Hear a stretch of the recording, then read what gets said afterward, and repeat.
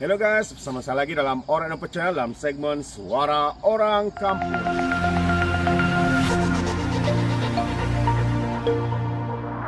Oke, sebelum saya teruskan, jangan lupa tekan butang subscribe, like, dan share.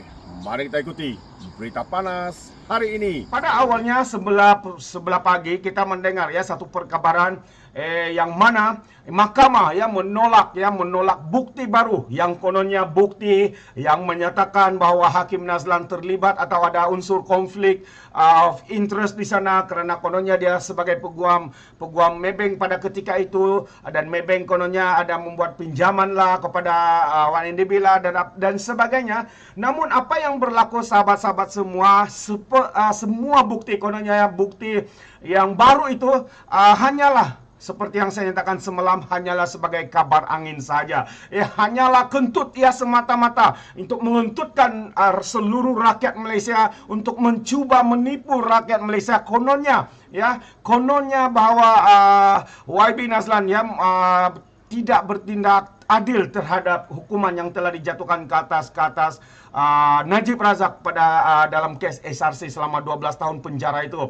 Namun hari ini selepas diperdengarkan, selepas dipertontonkan, berhujat di mahkamah, akhirnya perkara yang pertama yang memberikan keterujaan, yang memberikan semangat kepada kita semua, akhirnya kita melihat alasan yang pertama untuk kononnya mahu memberikan bukti baru, semuanya itu hanyalah kentut semata-mata. Apabila mahkamah yang diketuai oleh ketua hakim negara menolak karena alasan yang mereka berikan, kononnya bukti yang mereka berikan itu tidak mempunyai atau tidak relevan dengan kes yang SRC ini. Jadi tidak berguna, hanya untuk melengah-lengahkan, bertujuan untuk melengah-lengahkan mahkamah untuk bersidang, untuk mendengar rayuan tentang hukuman, meraih rayuan daripada pihak peguam, daripada Najib Razak ini. Namun akhirnya sahabat-sahabat semua, inilah yang berlaku hari ini apabila mahkamah menolak bukti yang dikatakan bukti baru oleh Mat Sakau dan juga peguam-peguam beliau. Dan perkara yang kedua sahabat-sahabat semua, perkara yang kedua yang juga turut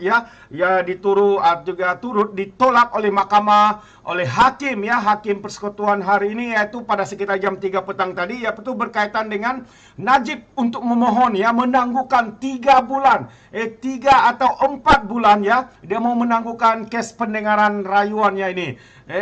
Jadi sahabat-sahabat semua, walaupun mereka memberikan hujah, walaupun kononnya mereka memberikan pelbagai hujaannya semasa di mahkamah, namun akhirnya keputusan yang tepat yang menggembirakan rakyat Malaysia apabila mereka sekali lagi katanya mahkamah tak benarkan kes Najib ditangguh 3 ke 4 bulan lagi. Inilah sahabat-sahabat yang bermula. Jadi saya ingin membacakan mungkin untuk sedikit pencerahannya berkaitan dengan perkara ini. Katanya Mahkamah Persekutuan menolak permohonan terbaru bekas Perdana Menteri Najib Razak untuk menangguhkan pendengaran kes rayuan SRC International sendirian berat kepada 3 ke 4 bulan lagi. Jadi kita tahu bahwa UMNO sedang merancang UMNO merancang untuk mengadakan pilihan raya dalam masa 3 ke 4 bulan ini. Kerana itu mereka meminta untuk ditangguhkan sehingga 3 ke 4 bulan.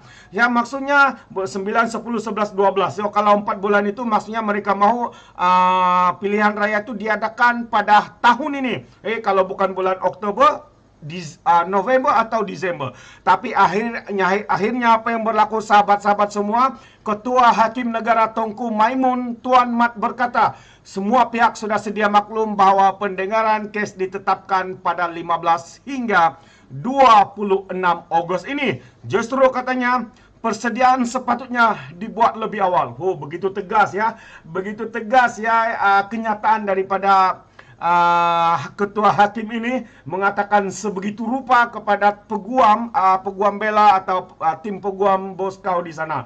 Jadi tersentaklah mereka apabila diberikan teguran seperti itu. Katanya prosiding rayuan utama itu akan bersambung pada Kamis depan. Sahabat-sahabat semua, Kamis ini proceeding ya utama itu akan dimulakan. Peguam bela Hisam Tiopotek sebelum ini memohon pendengaran rayuan akhir Najib bagi mengetepikan sabitan dan hukuman terhadap ditangguhkan selama 3 ke 4 bulan. Jadi memang inilah sebenarnya rancangan UMNO ya. Ya, kalau kita lihat daripada apa yang mereka minta 3 ke 4 bulan, maksudnya tahun ini mereka bercadangnya untuk mengadakan pilihan raya. Jadi itulah ya, inilah yang mereka mahu ya, mengadakan pilihan raya supaya mereka boleh menang dan mungkin menggunakan pakai kuasa yang mereka ada ya untuk melepaskan bagi mereka-mereka yang terpalit dengan kes ya rasuah, dengan kes penyelewengan dan sebagainya. Katanya ada hujah dan aspek undang-undang yang kuat yang berpihak pada Najib dalam kes rasuah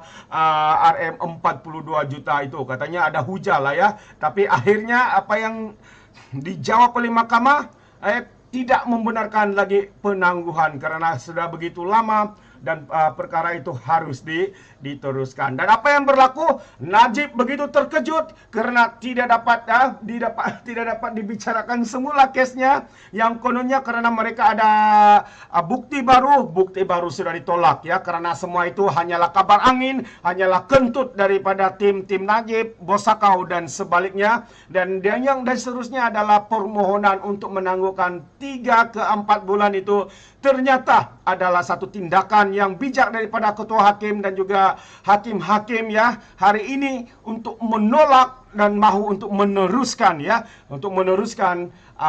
pendengaran rayuan untuk Najib cuba untuk membatalkan kononnya kesalahan yang telah pun dijatuhkan selama 12 tahun dan juga denda RM 210 juta ringgit.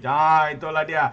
Jadi terima kasih sahabat-sahabat semua ya, ramai yang sudah baru bersama dengan kita nih. Saya ucapkan ribuan terima kasih Azran Hamzah, Ketua Hakim dan Nampak Anak Bulan Sungai Buloh.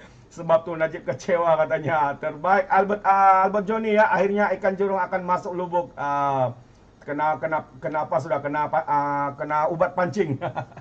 Ya, malunya satu dunia kata Muhammad Hairi, memang memalukan sebab saya percaya hari ini bukan saja seluruh mata penduduk atau rakyat Malaysia tertuju kepada kes pendengaran rayuan daripada Najib hari ini, tapi dikabarkan seluruh dunia tertuju ke arah kita, negara kita Malaysia, tentang kes rasuah, salah guna kuasa dan juga telah pun dijatuhkan penjara 12 tahun kepada bekas Perdana Menteri. Inilah satunya sejarah Malaysia. Inilah satu-satunya yang hari ini membuatkan nama negara kita tercalar di mata dunia karena kita ada pemimpin yang begitu rakus. Ya, kita ada pemimpin yang menyeleweng. Tapi apabila mereka berada di media sosial, di Facebook dan sebagainya, kelihatan mereka seperti pendekar, mereka kelihatan seperti pahlawan. Tetapi apabila mereka berada di mahkamah, mereka kecut seperti burung pipit. Inilah yang berlaku. Oke guys, sebelum saya mundurkan diri seperti biasa, peribahasa mengatakan tapapun kangkap 2 ton keinginan. Sekian, bye bye.